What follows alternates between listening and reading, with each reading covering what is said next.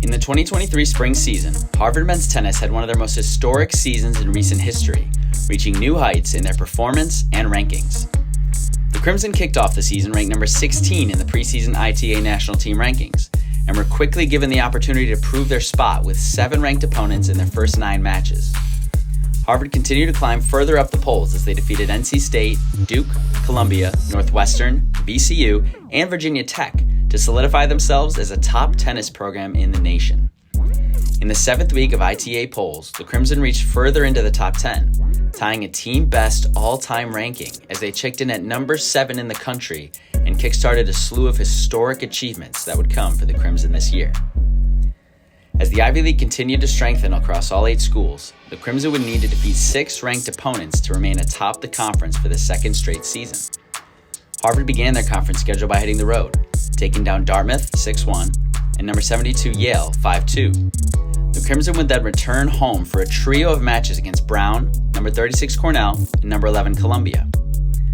The men looked dominant in their first 2 battles, blanking both the Bears and the Big Red. With a 4-0 conference record, the Crimson moved into what would be their toughest battle of the year, their 3rd matchup against the number 11 Columbia Lions. In front of a packed Barron Tennis Center, the Lions looked strong through doubles in the first set of singles. Not wavering, the Crimson stormed back, beginning with Harris Walker getting the team on the board.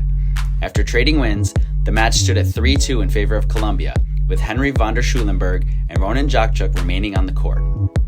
A pair of inspired wins from the Harvard veterans lifted the Crimson to victory and into sole first place in the conference. To close out the Ivy season and solidify their back-to-back conference titles, the Crimson defeated both number 50 Penn and number 52 Princeton on the road, finishing strong heading into the NCAA tournament. Earning the number 11 seed in the nation, Harvard welcomed Siena College, Arizona State University, and University of Illinois to Cambridge for the opening rounds of the NCAA tournament. The Crimson dominated both Siena and Arizona State, blanking both teams to earn a spot in the Sweet 16 for the first time since 2004. The men then traveled down south to battle number 6 University of Georgia.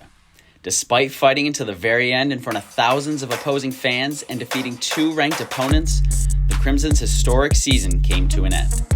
With 14 weeks inside the top 15, a record of 21-6, and a trip to the Sweet 16, the Crimson are poised to be one of the nation's strongest teams for years to come.